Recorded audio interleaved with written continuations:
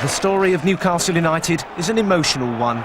For every triumph, the fans have had to suffer at least their share of despair. But always there has been the passion for the game.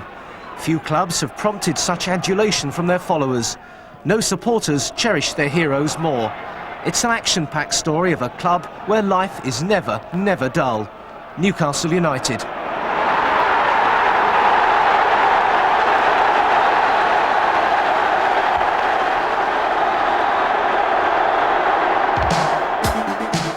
The trophy cabinet at St James Park proudly displays just some of the souvenirs from nearly a century of professional football on Tyneside. In its time, the Newcastle United sideboard has played host to 4 league championships, 6 FA Cups and a European trophy too. But the silverware can only tell part of a soccer story that began back in the 1890s.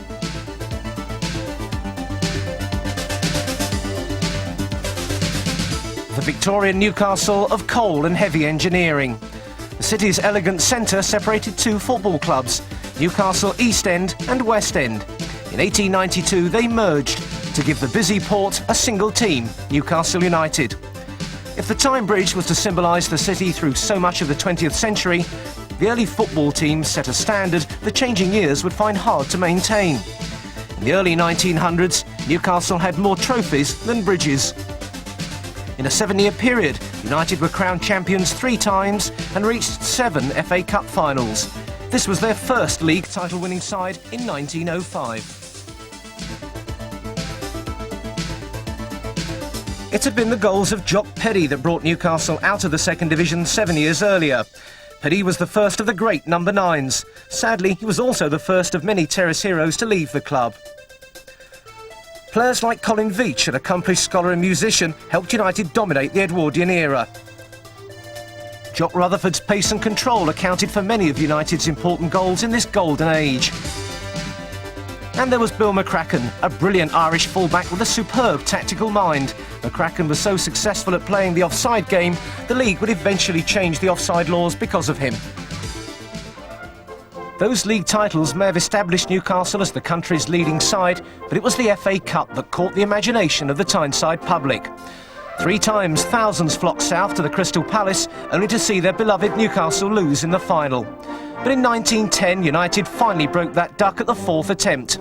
Second Division Barnsley were the opposition, and although the Yorkshiremen held out for a 0-0 draw at the Palace, 2 goals from Albert Shepherd in the replay at Goodison Park brought the cup back to Tyneside for the first time.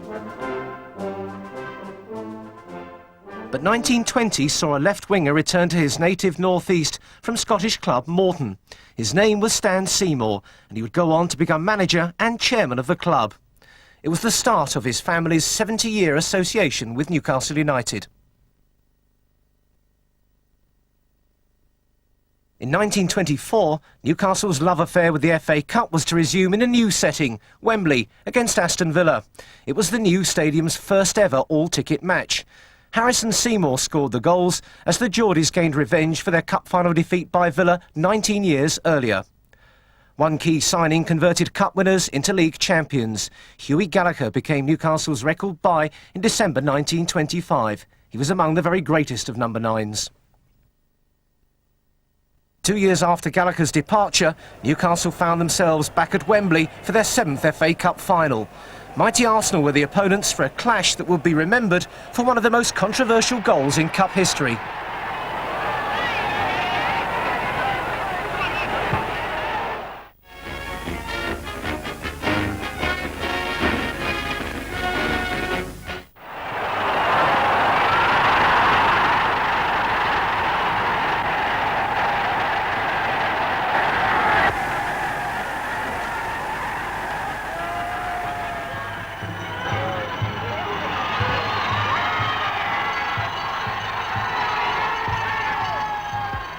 But within 2 years, the celebrations turned to mourning as United were relegated for the first time. If only Andy Cunningham had been the last manager to take them down. During a gloomy 14-year absence from the top flight, Albert Stubbins, a native Geordie brought up in the United States, continued the tradition of charismatic number 9s. Sadly, his best years were lost to the war, but Stubbins hit 231 goals in 187 wartime games. Len Shackleton will forever be remembered for his exploits with deadly rival Sunderland. But the Clown Prince of Soccer was the darling of the Gallagher from the day of his debut when Shack scored 6 times in United's 13-0 hammering of Newport. Stan Seymour was now rebuilding. Gritty Scottish centre-half Frank Brennan was bought to partner Yorkshireman Joe Harvey, signed from Bradford City just after the war. And a young centre-forward from Ashington was making his name in those second division days. John Edward Thompson Milburn was to be known all over the football world, quite simply, as War Jackie. His 20 goals for George Martin's team helped win promotion behind Birmingham City. Newcastle averaged nearly 57,000 for their home games in that promotion season of 1948, making them the best supported club in the land in spite of their second division status. And for Milburn and those ever fanatical supporters, that was just a taste of glories to come. 1951 saw Newcastle return to Wembley after a 19-year absence to take on the artists from Blackpool. The great Stanley Matthews was the creative force behind that team, but United had assembled a mighty side themselves. More importantly, fate decreed it was to be United and War Jackie's year. Robledo gets possession. Blackpool hesitated, expecting an offside decision, and Jackie Milburn's away on his own, a beautiful solo effort.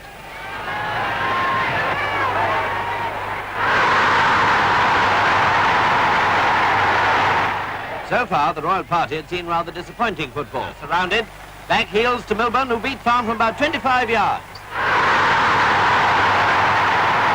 Things look black indeed for the pool. And now for the presentation of the cup. 12 months later, Newcastle were back again. The opposition and outcome had a familiar ring. 20 years earlier, it had taken a hotly disputed goal for Newcastle to beat Arsenal. In 1952, Joe Harvey's team needed another stroke of luck to lift the cup. The Tynesiders now started foraging for goals. Jackie Milburn led the attack, but Joe Mercer, number 6, was always on the spot. So soon afterwards, he sent it to George Robledo, who headed the goal of the match.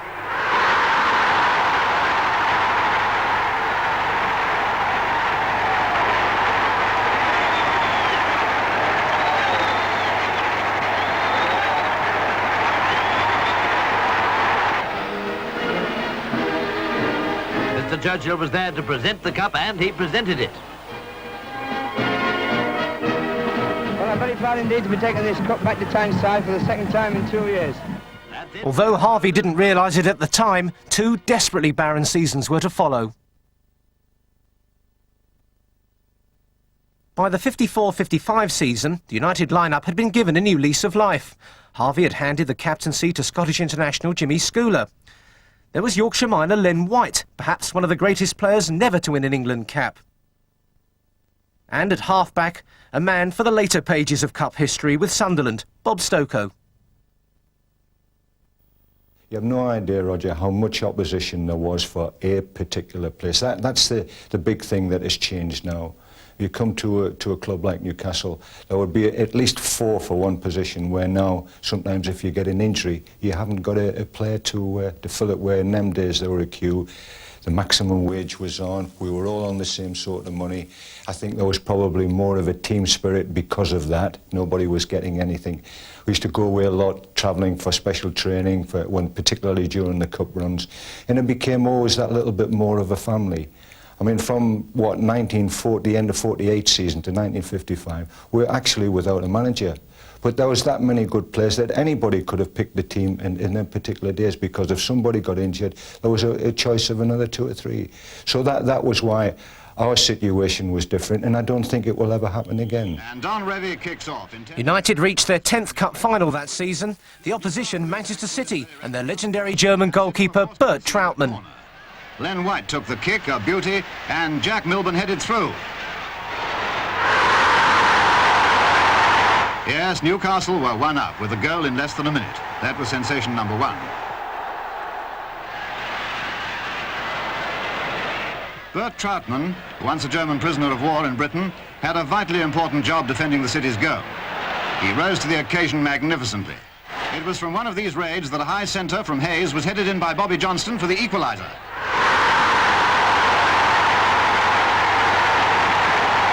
Because Newcastle were soon right on top. In less than 10 minutes, Bobby Mitchell took a very nice pass and beat Trautmann from a sharp angle. The unlucky Meadows was watching the time they looked like going further ahead. Mitchell played a big part in Newcastle's third goal, driving down the wing and making a perfect opening. George Hannah did the rest. The drive to their football ground. It was hard to believe, as Schooler brought the cup back to a delirious Tyneside, that this was the last domestic trophy a Newcastle captain would collect. But for those supporters, their team was the pride of England, with the country's greatest centre-forward. Jackie has his own way of replying before Schooler speaks. Jackie Milburn had started on the wing, but Charlie Wayman's departure to Southampton in 1947 made way for Jackie to move to number 9. Milburn bagged a hat-trick on his debut. Lightning quick with a lethal shot in either foot, Jackie specialised in the spectacular. A legend was born. There's a lot of Geordies that sort of had the word war put in front, you know, and he became war Jackie after the war, really, didn't he, and in the 50s, because of the way he used to excite people. And there's a lot of things changed, but the way he scored goals and his movement on the field and the way that he got the crowd and that behind him. I mean, we've seen a lot of good goal scorers, and I may be biased in some ways, but I still believe I haven't seen anybody, whether it be World Cups or whatever, that has thrilled me to watch as much as what Jackie did at that particular time. Whatever the conditions, when we played on snow or in heavy going or whatever it is, during that particular period, it was something really special. In the barren late 50s, it was left to individuals like George Eastham, a graceful inside right, to keep the crowds entertained. Ivor Allchurch gave United more moments to cherish than most in a career that brought the club into the 60s. It took perhaps Tyneside's favourite adopted Geordie to rekindle the blazing triumphs of the previous decade. Yorkshireman Joe Harvey, the victorious Wembley captain, came back in June 1962 to become manager and a permanent fixture at St James Park. But the first job of the former Workington boss was to build a team to regain First Division status. By his third season, Harvey had shrewdly assembled a promotion squad. The balding head of Jim Eiley, a £17,000 buy from Nottingham Forest, was to provide much of a revived United's sense of purpose. Has scored Jim Eiley. The ex-England wing half Stan Anderson was stolen from arch-rival Sunderland. A magnificent goal. Well, Taylor with the corner, and what a tremendous goal from Stan Anderson. Well, my goodness, there it is. Ron McGarry, a bustling centre-forward from Bolton, was to prove another colourful wearer of the number 9 shirt. Just inches wide, a good effort by McGarry. To McGarry. And there it is, the third goal. There was young local talent too. Alan Suddick had been one of the club's youngest debutants at 17 years and 158 days. Pushing it through for Suddick. And what a glorious goal. Glorious goal by Alan Suddick. Took his time there. And a teenager, then known more formally as Brian Robson, was in the early stages of accumulating a double century of league goals. The ball down. Playing his usual immaculate game for Newcastle this afternoon. Teeing the ball up for the other players. Slipping it through for Robson. And what a beautiful goal. Well, sure, it was obviously very difficult for me at times as a young player and as a pretty quiet lad. He was very strong, but yeah, I admired him tremendously, you know, because of his own achievements and the stories that you were told about his success. And obviously it was Newcastle. Joe Harvey was linked with Newcastle United. But I got in early when he first came, so I came as a young player. And so I was one of the few young players that he brought in. So he always gave me a chance. But Stan Anderson pushed me a lot at that time, Jimmy Greenoff, who were wanting younger players to come through and break through and obviously be ready to try and get experience before they went in the First Division. But he had a great sense of humour, you know. You were frightened of him though. I mean, you had that fear and obviously the respect. Newcastle marched back to the top flight after a 4-year exile. But there were to be few celebrations over the next 2 seasons as Newcastle fought successive, but ultimately successful, relegation campaigns. But Harvey's transfer market skills had by no means deserted him. He paid a club record £80,000 for Welsh centre-forward Wyn Davies, who was to form an increasingly dangerous partnership with the maturing Pop Robson. good play by Wyn Davies. And there's the second.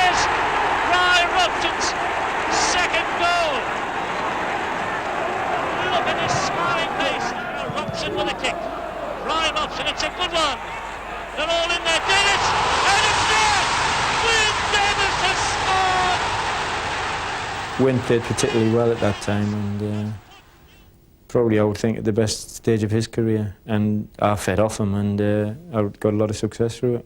I got about 55 goals in 2 seasons, 31 season, 25 the next, and had a bad season when I scored 9.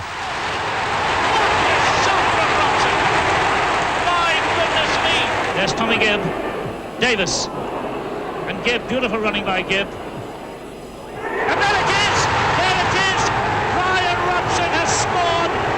What a goal! What a goal! That's as fine an example as we can possibly show you. Just the half slip, and now here's Scott for Newcastle. And Robson! And there it is! In 1968, despite finishing a modest 10th, Newcastle were to set off on a football adventure that made headlines well beyond Tyneside. It started with a spectacular 4-0 win against the powerful Dutch side Feyenoord. It was their first taste of a very different cup experience, the European Fairs Cup.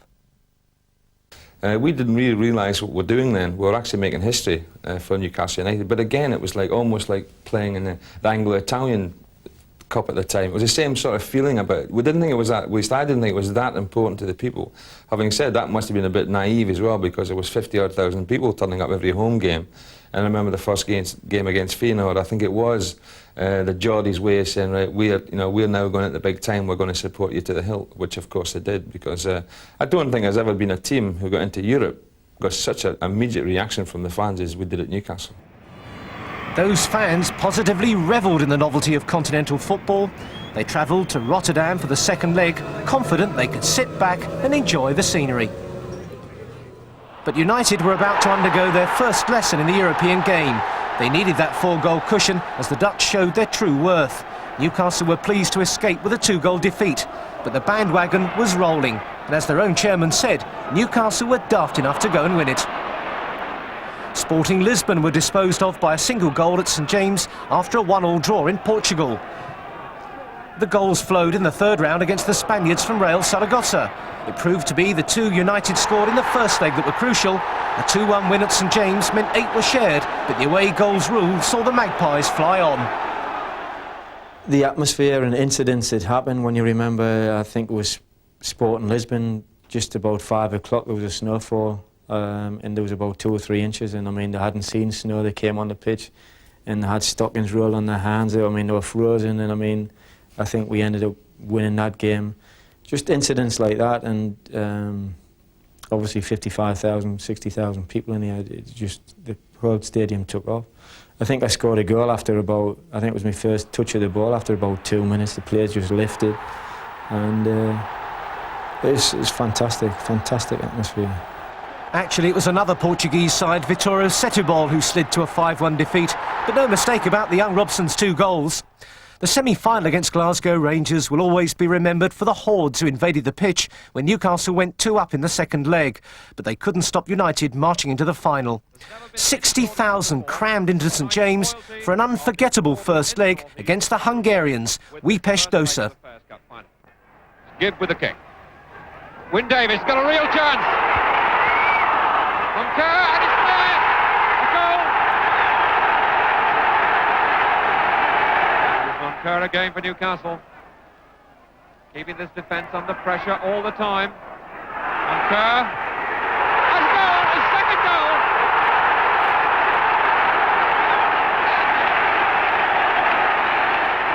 Aaron Toft. Scott still going. It's a goal and a good one. Jim Scott, the scorer. And we go over there and we're playing. It was nice. It was a balmy night, and just to warm up, which you had to do, you had to go out and warm up for 15 minutes. Then you were allowed to come back in, and you all went out together again. Well, we had warmed up first.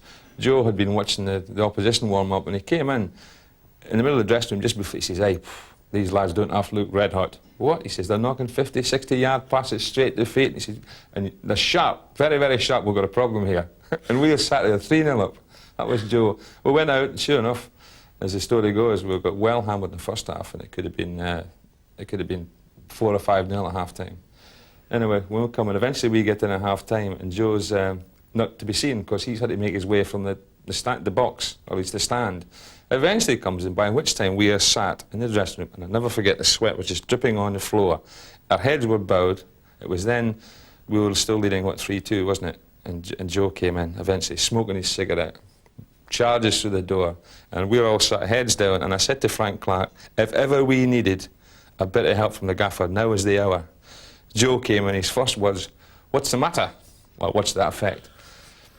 And there was silence, and I said, well, gaffer, I don't know if you noticed, but for the first half we've been destroyed. It could have been 6 apart from Willie McFall from the blinder, and the crossbar and the post, it could have been 6. He says, no problem. He says, all you got to do is score a goal. Again, silence, and again I spoke up and I said, you have been watching the game, haven't you? We haven't been over the halfway line. And he said, never mind all that, he says, all you got to do is go out and score a goal. Well, it's history, we'd go out and we'd score a goal. And he says, because these foreigners, they'll collapse like a pack of cards. He said, they're all the same, foreigners, got no gumption. Sure enough, we go out and score, and of course, what happens? They do collapse like a pack of cards. We eventually get in after winning the cup, quite easily as it turned out. And we get in, and Joe's missing again the time we've got the cup in the dressing room. Joe makes his way back down, walks in with a big cigarette again. He says, I told you, no problem. And so in this opening minute of the second half, Bobby Monker has gone onto the line. There's the cross. Davis is there, and it's blocked away. Comes back to Sinter, in again. Monker, and Monker scored! That's Monker again! Fantastic! Rather slippery, I would say. Come out to Scott. Scott with a chance. Scott with a shot. Ben Aronsoft, it's a goal! A lovely goal! Newcastle have equalised! What a great shot by Ben Aronsoft! Davis putting that one in the air, and Foggon going through the centre. Foggon all by himself. Foggon almost taken down, and Foggon has hit the crossbar. He scored! That 3-2 win in Eastern Europe prompted another hero's return to Tyneside. It was the club's first trophy in 13 years. How perfectly right United had won it on Joe Harvey's 50th birthday. The silverware was back in their old skipper's familiar grasp. Wish we were in the First Division so we could go in Europe again. This sets this crowd alight. Europe really did.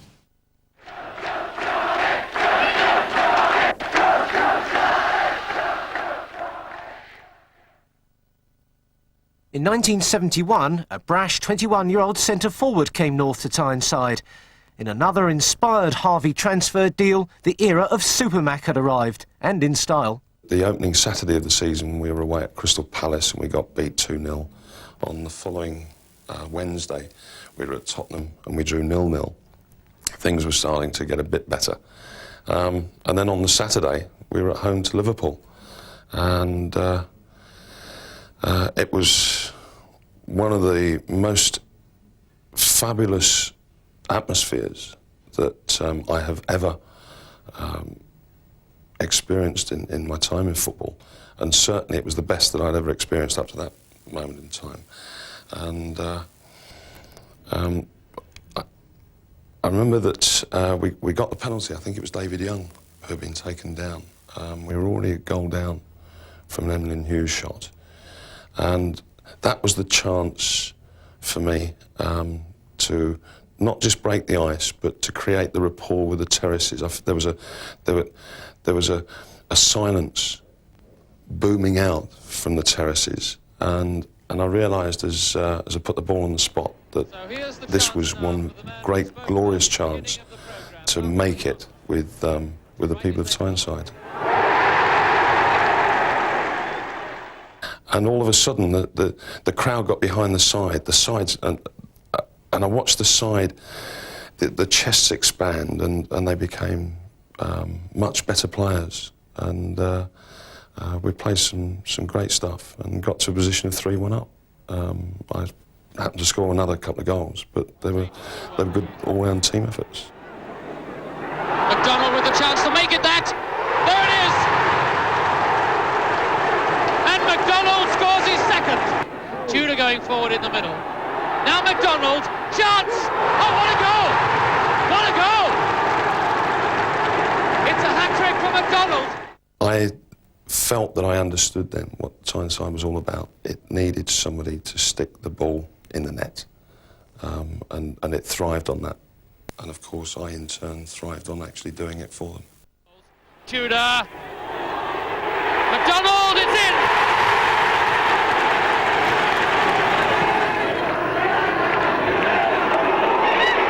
Howard missing that chance, couldn't quite get to it. And it's McDonald who got it in. Barrow Clough going over then to take this corner, the first of the second half. And it's in, and Malcolm McDonald has done it. Intercepted by Hibbert. Martin in a bit of trouble here, expecting the whistle, I think, and Hibbert going on with it well, sending Lashford the wrong way. Good football by Hibbert. There's McDonald, and there's his goal. Tony Green had been signed from Blackpool to supply McDonald's ammunition. His midfield brilliance was to earn him a popularity that extended far beyond the modest total of 33 league games he played before a knee injury cut short his career. United fans had hoped for rather more success than the Anglo-Italian Cup, which the team won after surviving a near right in the opening round. Terry Hibbert was in inspired mood when a brace of John Tudor goals against Roma didn't go down too well in the Italian capital. Including the 26th-minute free kick that Malcolm McDonald headed on for John Tudor to score goal number 1 for United. Great start to the match, and there's Hibbert again, busily probing, as always. That effort flashing wide. But for sheer defensive thinking, how about this line-up to a McDonald free kick? All 11 Roma players in the 6-yards box. But their defensive tactics didn't do them much good, for in the 77th minute, McDonald fastened onto a back pass by Scarratti, and although the keeper made an attempt to reach the ball, it ran on for Tudor to hammer home Newcastle's undoubted superiority. Command of the game that might have brought them 3 goals, had Tudor's brilliant shot here not bounced to safety from the post. Roma, defensively minded from the start of the game, got few chances to shine. Newcastle well on top. And the combination of But in 1974, an uncontrollable section of the Leazes End nearly knocked the club out of the FA Cup by themselves.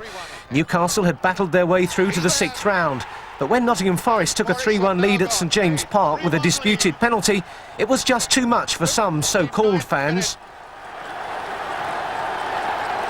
And the crowd up behind there are Forest supporters, erupting. And now here come the fans. This is what they wanted to do all the time. Newcastle fans rioting out onto the pitch, a terribly dangerous moment for the players themselves now. As they charge down the field, these Newcastle supporters to where the Forest supporters are behind the other goal. When the crowd was cleared, Newcastle turned the game around to win 4-3, but the FA declared the result void. Yet after 2 more games, Harvey's team finally overcame Forest and earned a Hillsborough semi-final against Burnley. It was to be one of the classic days in the club's history. All the players off the field.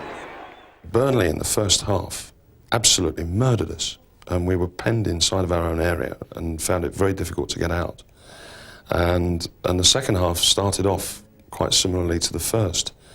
And Hillsborough had this incredible bank behind the goal that we were defending in the second half, and it was just full of black and white, just going up into the clouds, and they started to build up and get behind us, and it started really with a long ball out from Terry Hibbert that caught their defence napping, and I was able to get through. And once we got a goal ahead, then Burnley, they wilted, they crumbled, and we started to turn it on. And of course, when Newcastle did turn it on, we were something quite special. Really springing into this game. McDonald is away. Walden is pulling him down. Still McDonald. Straight at the goalkeeper. Still McDonald. And he scored. Malcolm McDonald. Super Mac has scored. To Newton, dinked in once more. Fletcher is in there. Moncur won that well in the air. Tudor got it away to Hibbert. McDonald is on ahead. What a ball there by Hibbert. And away goes McDonald again. And that's a magnificent goal. That is number 2. And that is the killer goal. That was the ball by Hibbert. And that was a magnificent ball.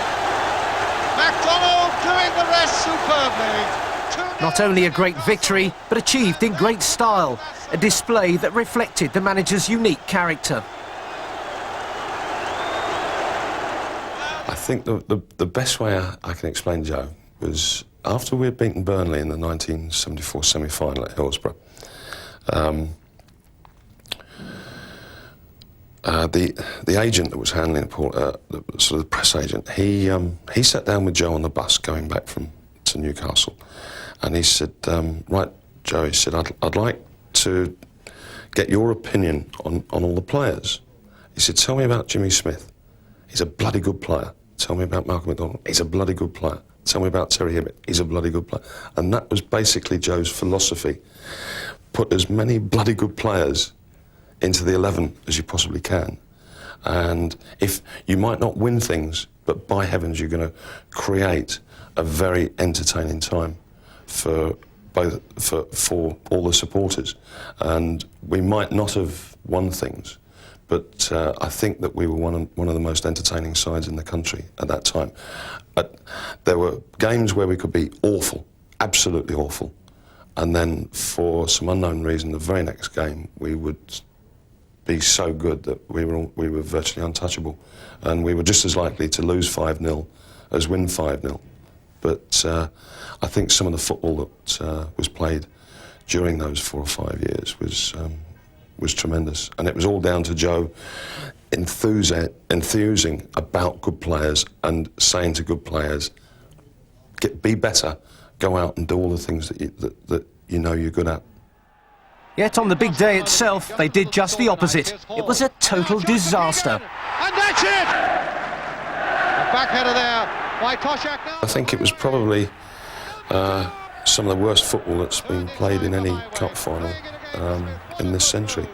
The first half was abysmal, and I remember coming off at half-time and saying to Frank Clark, and we were still at 0-0, amazingly.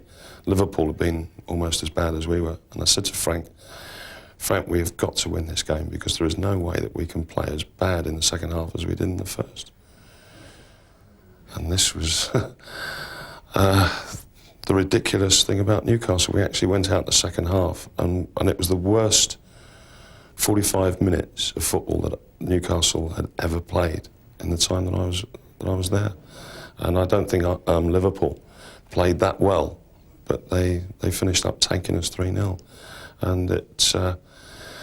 And yet, on the following Monday, when we came back to Newcastle, the whole of the town was alive. There were 500,000 people in the streets, you know, and they were all singing our praises. And yet, it would have been the worst 90 minutes of football that I'd ever had in the black and white shirt.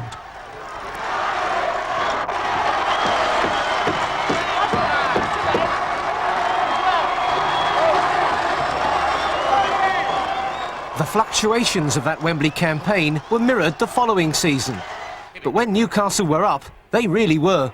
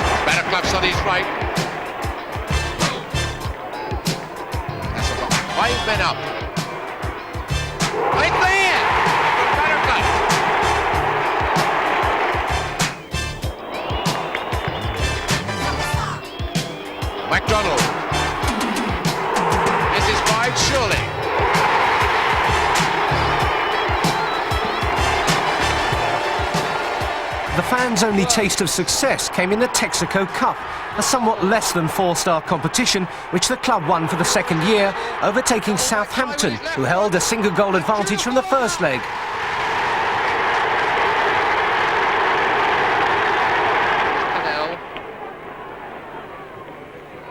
Clearance by Blythe, but more upwards than forwards.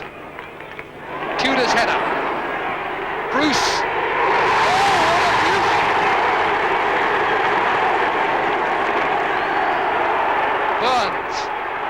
always a possibility that Newcastle will be able to catch Southampton stretched in these situations. Tudor pulled across and Cadell! The real prizes, though, were still at arm's length, but there was always the consolation of the striking power of MacDonald and John Tudor. It's there! Tudor! Kennedy, the man who started the goal rush, to take it. And it's a goal! Tudor has scored. And Kennedy. MacDonald, it's there! Burns.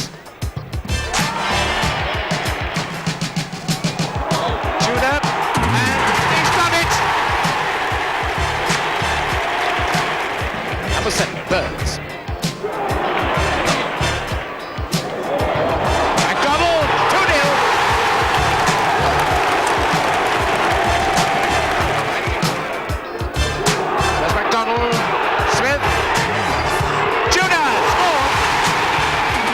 At the end of the 1975 season, Joe Harvey finally called it a day after 13 years in charge. If Harvey was one of United's best-loved managers, his successor was surely one of its most controversial. Tudor, once again, showing himself the supreme. And I believe that as the manager, I have a duty to give them sweat, to give them blood, and to be quite honest, I would die for the club that I work for. And the very least I expect from all the players is the same. And that I expect all the players, whether they be whatever club I work for, to give everything the same. And that only the players that will give 100% will satisfy me, you know, and if they give 99%, then they will find me a hard man. Gordon Lee may have won promotions with Port Vale and Blackburn, but by Tyneside standards, he was too much of an unknown. Lee might have lacked Harvey's unique style, but the hostile feelings his time at the helm aroused among many supporters have often masked the fact that his first season produced some spectacular performances. Players being beaten by the wind so often, all this blown away from them. Now Kennedy, and somebody surely, yes, Gowling. Once again, Cassidy with the throw. Gowling, it's a goal! What a lovely goal and another great start. MacDonald joining the ball. No, not MacDonald, Cassidy. And it's the third goal, fourth goal. And that a beautiful header by Nolte, moving in, we think, quickly taken by Burns to MacDonald. Gowling, in 1976, Newcastle had Wembley in their sights again, this time with the League Cup. In the semi-final against Tottenham, it was Gowling who cancelled out Spurs' first leg lead. Gowling races onto a ball, rounds Pat Jennings and side-foots it into the net. A superb move. Newcastle started the second half as they had the first on the attack. Here Nolte forces McAllister to concede a corner. And from the flag kick, Glenn Keeley jumps high and heads Newcastle into the lead for the first time on aggregate. This is the third goal, slack marking by Spurs as Cassidy slots the ball through superbly to Nolte, who's plenty of time to score. There was to be no Wembley humiliation this time, but no silverware either. A far better performance than against Liverpool, despite key injuries. But Manchester City still had the edge. Yes, it's there by Peter Barnes. Played now for MacDonald, onto the right foot. Gowling is there. Got Barnes outside him. Donaghy prepared, though, to float it in towards Tommy Booth. Oh, and what a goal! An honourable defeat, and yet another tumultuous welcome home. The fans were still in a league of their own. The new manager had given them their share of entertainment. But before the new season started, Gordon Lee made the one decision for which he'll never be forgiven. It was seen as the ultimate treachery. He sold Supermac.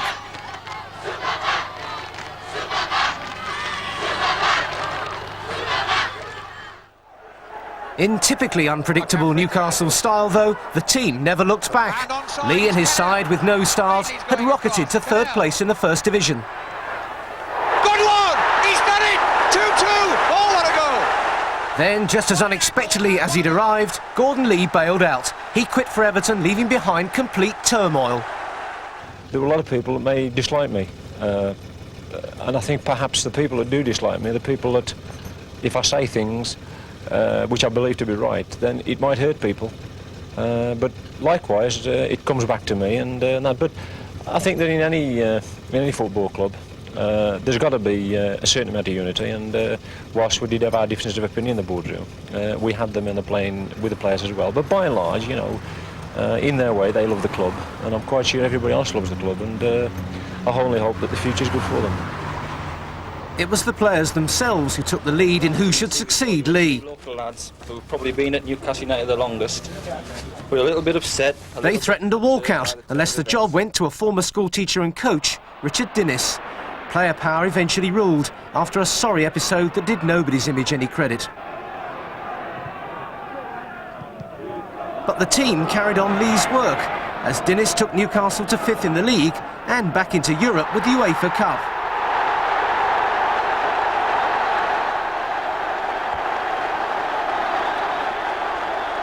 In August 1977, Dinnis's team kicked off the new season in encouraging fashion against Leeds United.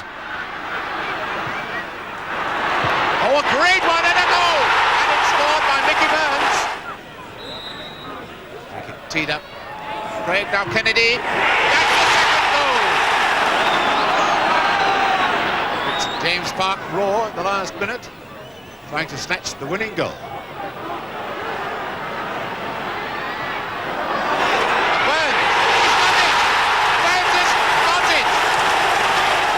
But that victory was followed by 10 successive defeats. And when the European bubble burst, Richard Dinnis too was on his way out. The board made sure the players would be put firmly in their place this time. They sent for a hard man in Bill McGarry, a former Wolves manager with an uncompromising reputation. It was hardly a choice to capture the disenchanted fans' imagination. But even McGarry's tough line could do nothing about United's headlong plummet back into the second division.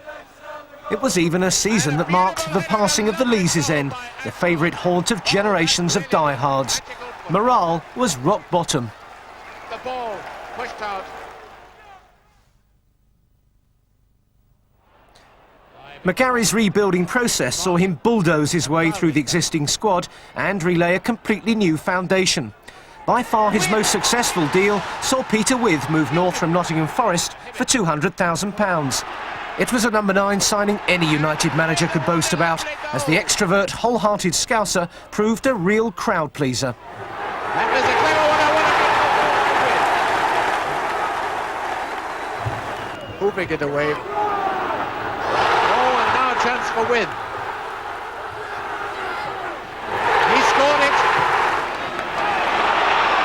Chance for the shot, perhaps. Withe! Resumes now with Hibbett. Withe, and that's a goal from Peter Withe! This is Peter Withe, there's a chance here if he can get his shot in, and that's number 4! And Peter Withe puts the lid on it for Newcastle. Not all McGarry's signings were so successful, but equally popular was Alan Shoulder, signed from Northern League Cup fighters Blythe Spartans. A former pit worker, he soon hit a rich seam of form, digging out the chances alongside Withe. Newcastle United get the second half underway just as they got the first. Hibbett with the corner. Bohm deep at the back of the box. With... well, that one's going to fall for Hibbett, will it? Yes, he wins that tackle well. Martin still. Yes, Shoulder! Aimed towards Shoulder. Shoulder with a chance to lob. Oh, that's superbly done by Alan Shoulder!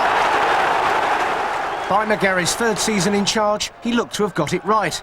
When they beat Orient in January 1980, they were top of the table and heading towards promotion. It's there!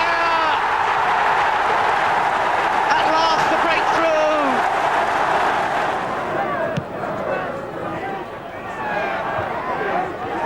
Connolly, it's in! John Connolly gets the second.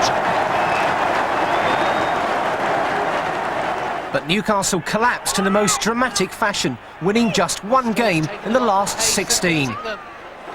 Poskett! Blissett! And to make the disillusionment worse, Sunderland pinched a First Division return. A disaster for him, a disaster for Newcastle. But really, they've only themselves to blame for the way they opened up for Watford then. McGarry didn't even survive the first month of the new season. When his team crashed 4-0 at Bolton, it created club history. United were in their worst ever league position, bottom of the Second Division. By the end of August, the hard man had been axed himself. While Tyneside debated whether Clough, McMenemy or Robson would be best for the job, the board moved for another man with North East connections. But Chesterfield's Arthur Cox was not the name on every fan's shortlist. He'd been Sunderland's coach when they won the Cup in '73, and he certainly seemed to know the region's taste in signings.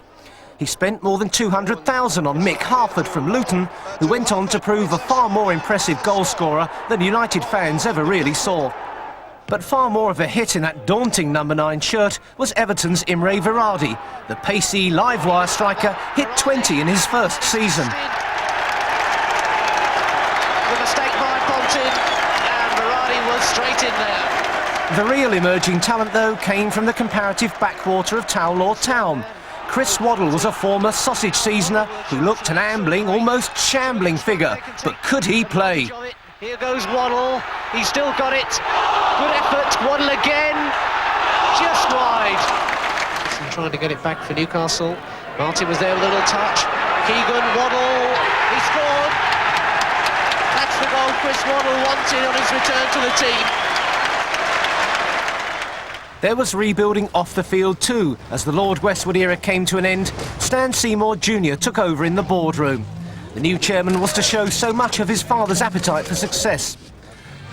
But it's doubtful if Seymour Sr. could have coped with the idea of a rock concert at St James Park. The Rolling Stones packed the terraces as the club showed its forward thinking in the new commercial world of football. Mind you, even Mick Jagger and the Stones would have taken second billing to the next superstar to come to Tyneside. This deal had to come off, you know, because we were driving up, Laurie Mack and myself, to London to fly to Utrecht, and we saw 2 magpies on the side of the road, and he said, there's a sign, you know. Even he was starting to believe it in the end, you know. Arthur Cox might have been building quietly for the future, but in August 1982, all hell broke loose when he shocked the game by signing Kevin Keegan, twice European Footballer of the Year. It was a breathtaking move, outrageous, sensational, and United's success-starved fans revelled in every moment of it. Craggs forward, Keegan's flick, Varadi, Keegan again, chance here for Keegan. He's done it! Kevin Keegan scores, and St James's Park goes absolutely wild. 15 minutes gone, and Kevin Keegan celebrates his debut with the goal the whole of Tyneside has been praying for. The flick by Keegan first of all, the return ball from Varadi, and from that moment on there was only one result. He kept his cool, Hucker came out and he tucked that one away without any bother at all. He's still being mobbed down there. He scored on his If the news of Keegan's signing had reverberated from Hamburg to Liverpool, then the uproar the former England captain created almost echoed as far. But Arthur Cox didn't sit back on his coup. He brought Terry McDermott back from Liverpool for his second spell at United. And he signed the tenacious Northern Ireland international, David McCreary. I think, to me, I can only sum Arthur up as a military-type man, but he knows when to put his arm around you and when to hit you kick up the backside. And for me, he was fabulous. You know, I came in at a time where I was out in America, and he says we're going somewhere, and I believed him. in the middle. Keegan's mere presence revitalised the club, but it was still obvious more players would have to be brought in alongside the great man. When Cox started the 83-84 season by selling Varadi, the fans were baffled. But there were to be no complaints when his replacement arrived. Waddle in towards Keegan, that's the sort of ball he loves. What a good little glancing header to Beardsley, who's got control and scores. I wanted Peter Beardsley, and I wanted Peter Beardsley because I'd stalked him for a long time. I don't think there's a limit to really what he can achieve, because he's got that unknown quality that sometimes he doesn't even know what he's going to do, so defenders don't know what he's going to do. He's got the ability to score goals, he's got the ability to make goals. I think the sky's the limit for him. And this is Beardsley chasing. He's got away from his marker. Slipped it through. Waddle, fine save. Beardsley. He never stopped running, Peter Beardsley, and he got his reward. Waddle now. It's a fine ball through for Beardsley. Could this be the hat-trick? What a superb 3 goals from Peter Beardsley. Every one a gem. It may have been the second division, but the team produced a quality of play rarely matched at any stage in the club's history.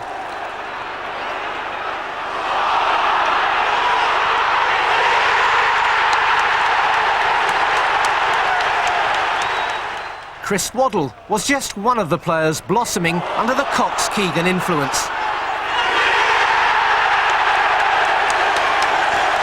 The defence had been bolstered by the arrival from QPR of a stylish sweeper who was to breathe the United cause. Glenn Roeder, you know, I think was the final piece in the jigsaw. I think the first year we ended up, I think, was it 4th or 5th? And then really 84 was the year that everything happened. You know, I can remember the crowd. We were playing Manchester City. We won 5-0 at home. And the games like that, everyone expected you to win week in, week out.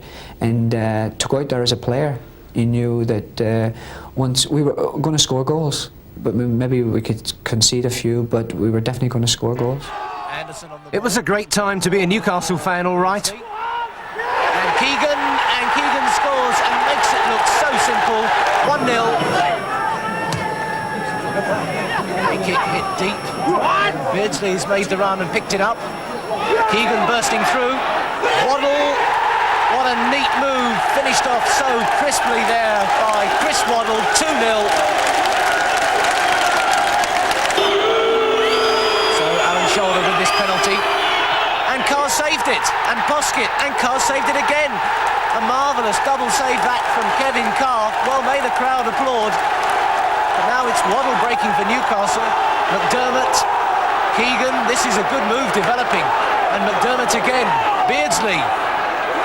Keegan's there, and Keegan has scored. That's quite remarkable.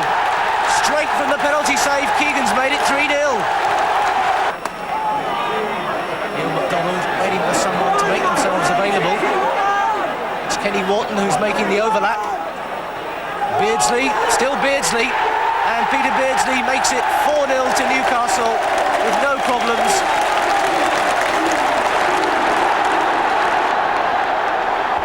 John Anderson having weight to the attack. Keegan's done with it, and Beardsley, what a positive finish from Peter Beardsley. It's 5-0 now to Newcastle. This is what? For McDermott. Keegan's gone to the near post. Keegan!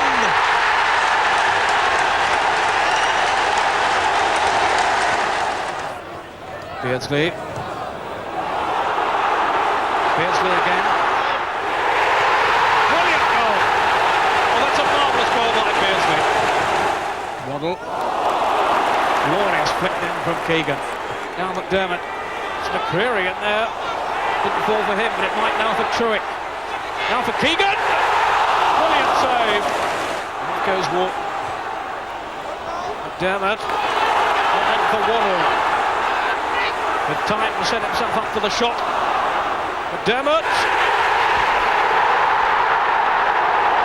Beardsley for Keegan. Now Truitt arriving. Waddle's in the middle. And Keegan! When Malcolm MacDonald returned as manager of an impressive Fulham side, even Supermac had to acknowledge the new generation of Tyneside heroes. Now Waddle trying to work the opening. Wharton's knocked back. Keegan, what a finish from Kevin Keegan. He absolutely buried that one. Oh, beautifully brought down from Keegan. And a touch through for Mills. And Mills, the substitute, has got the equaliser. buzzer. Only minutes left. 2-2. Mills now. Well into injury time. Beardsley's still going, trying to get the ball in the middle, and Wharton's there. And Wharton has scored. It's 3-2 to Newcastle. The Keegan investment finally paid the ultimate dividend on the last day of the 83-84 season against Brighton. Keegan's last league game before retiring. John Anderson looking for Keegan. He's got a touch now. And Waddle is hit the post, and Kevin Keegan scores, and his career on Tyneside turns full circle. He scored on his debut, and now in his final game he's provided the goal the fans were praying for. Jimmy Case, Young with the flick. Roeder couldn't cut it out, and here's Ryan, and Jerry Ryan has equalised. It's 1-1. Keegan, Truick, Jones the defender. Dermot out to Keegan again. He's got the cross in, and Waddle has scored. But Waddle's quick to congratulate the architect, Kevin Keegan. Beardsley still got this one though. Keegan through again for Beardsley. Oh, he did well there. Oh, that's brilliant from Peter Beardsley. What a way to end a season. And even Keegan congratulates the man who may well turn out to be his successor as the fans' #1. It was only fitting that Beardsley, Keegan and Waddle should complete the season's goal scoring. They'd netted 66 between them, and their firepower was the cornerstone of promotion. United only went up as third-place club, but the celebrations were of World Cup quality.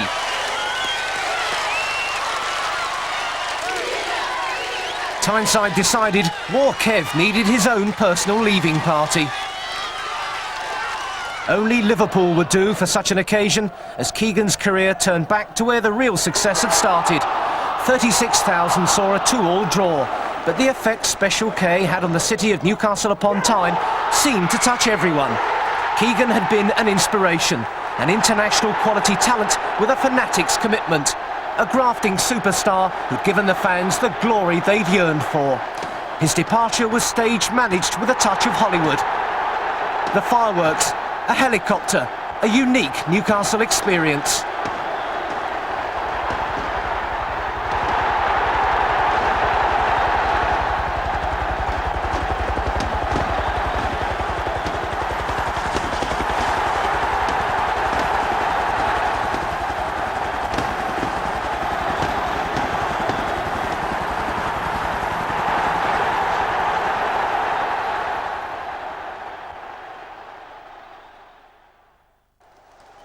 Manager Arthur Cox had showed a daring and initiative unequalled by most so-called big-name bosses, but the public side of a deeply committed man was not always easy to understand.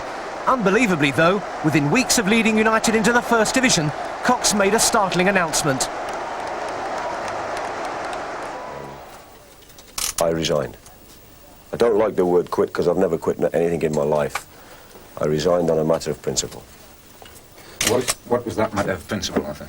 It was stated in the... Well, I felt that the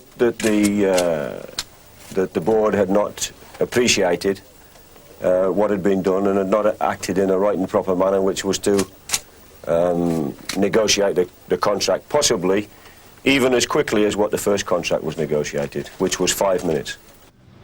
This time, United fans got the famous figure they'd so often demanded, and they didn't come much bigger than Jack Charlton, England's World Cup hero and one of the region's most famous sons.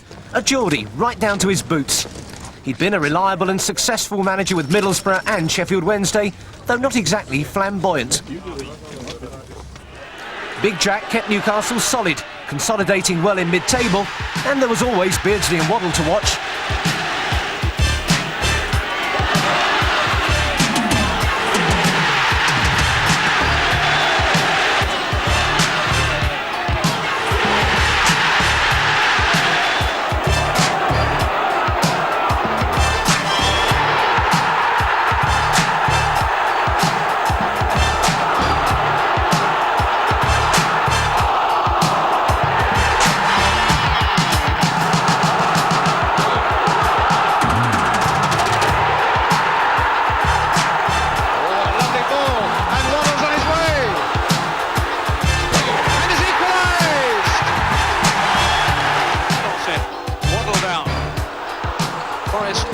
Bashing to get it away, and it's in this time.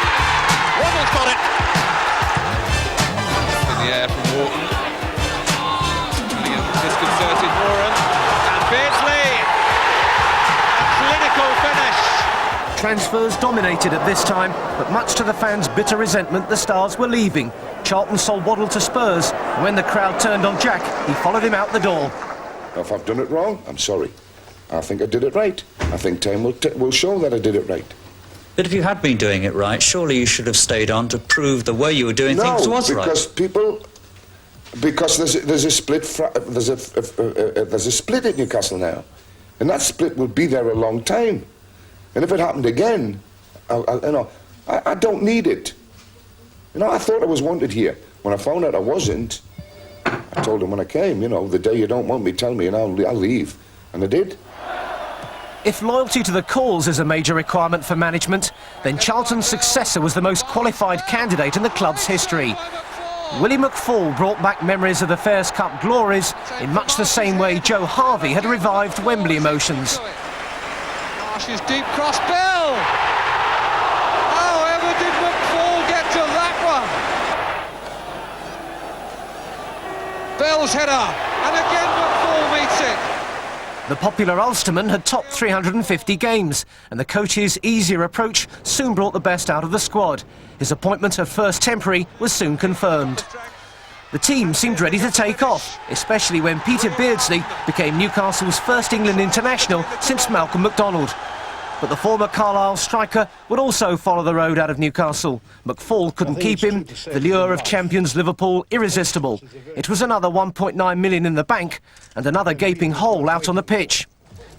If the local production line was drying up a little, McFall showed he was bold enough to cast his net further afield, a lot further.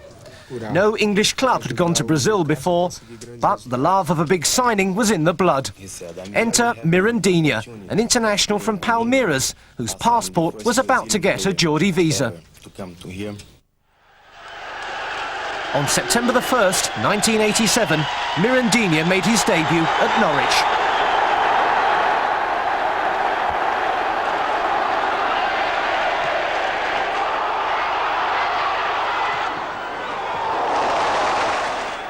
It was 3 games before his electric pace turned to goals in the magnificent setting of Old Trafford.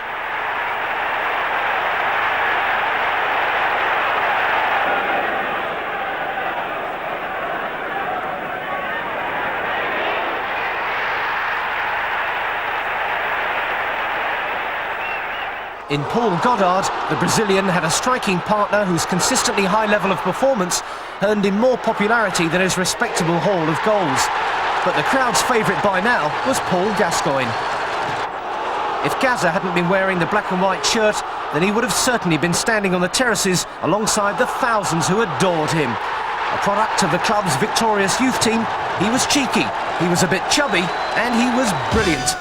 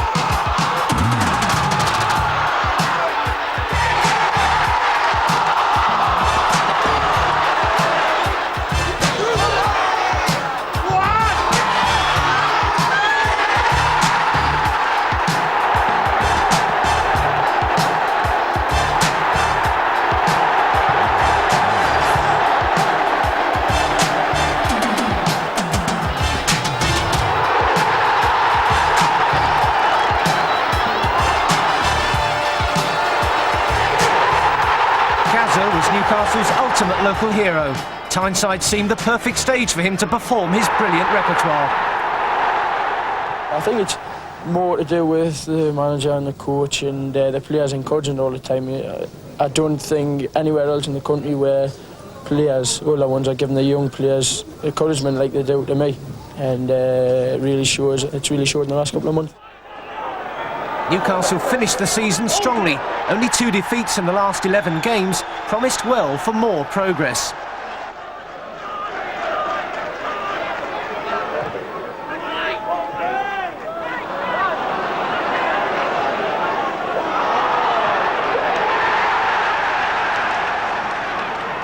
But for the 3rd season running, the fans' ambitions were left doubled up by another transfer body blow.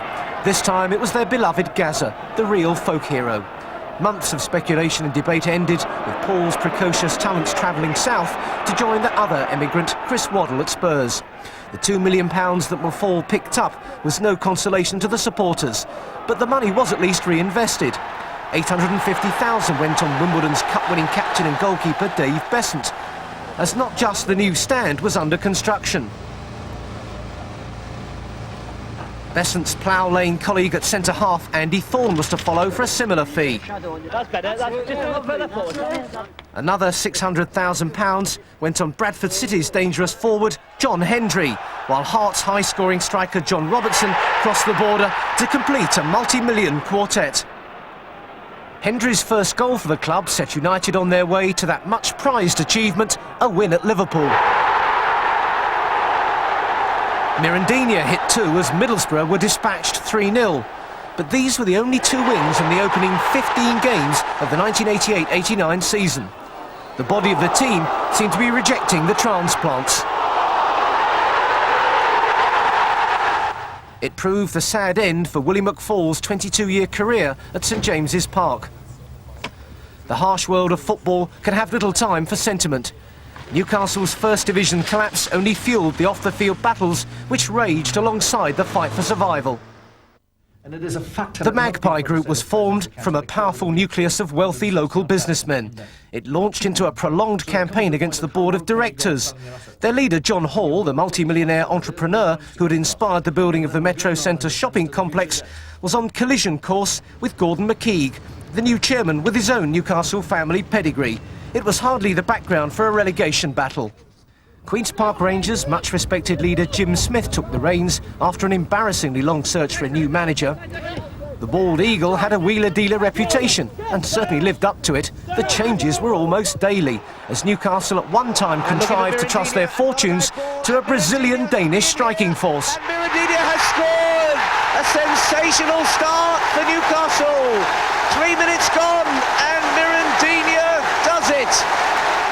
Grobbelaar beaten. Rock with the corner kick. It's got in, and it's Pingle. A 2-2 draw against Liverpool gave some hope, but even Smith's wholesale changes couldn't save a catastrophic dive back into Division 2. He's delighted, and they'll love that back in Denmark watching this match. There was an ugly mood around the club. The fans spent the summer being urged to boycott home games. Smith responded with a masterful double signing. Mick Quinn came from Portsmouth and Scottish international Mark McGee returned for his second spell on Tyneside. It looked an impressive pairing in July. On the first football Saturday in August, the fans who were persuaded to stay away missed one of the club's great debuts. Mickey Quinn hit 4 against Leeds.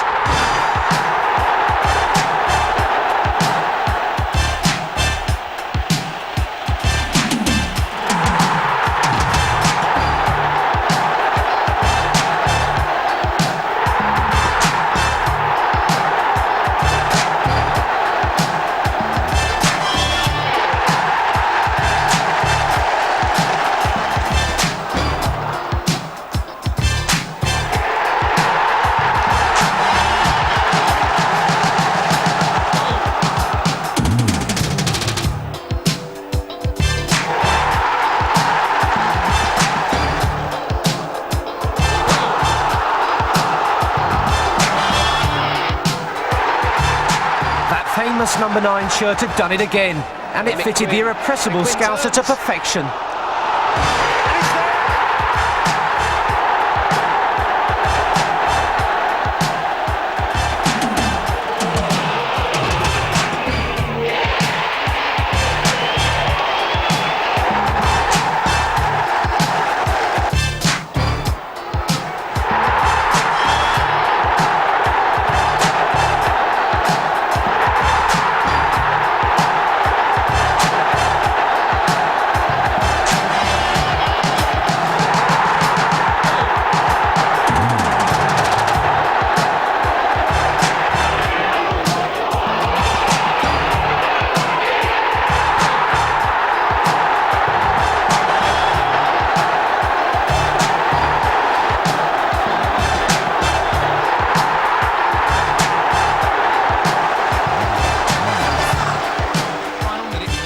But Quinn was only half the double act. Mark McGee was stamping his own hallmark on some pulsating United performances. But the Scottish international's real speciality was the spectacular last-minute winner. Past one man, the other defenders just ignored. The perfect finish. Amazing, astonishing, unbelievable, all those and more.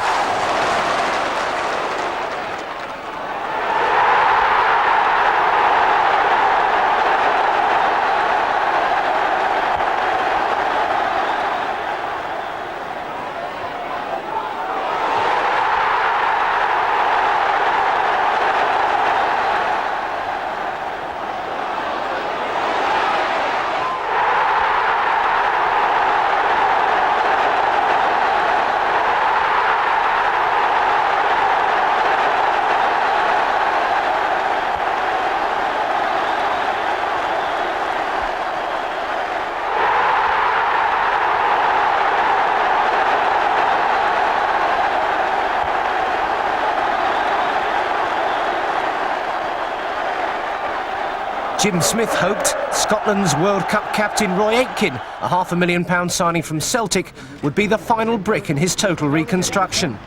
United looked ready to lift off again. St James Park boasted the magnificent new Milburn stand, a fitting tribute to the legendary war Jackie. Even the long-standing power struggle at the club had ended in compromise, millionaire John Hall adding his entrepreneurial talents to an ambitious, forward-looking boardroom.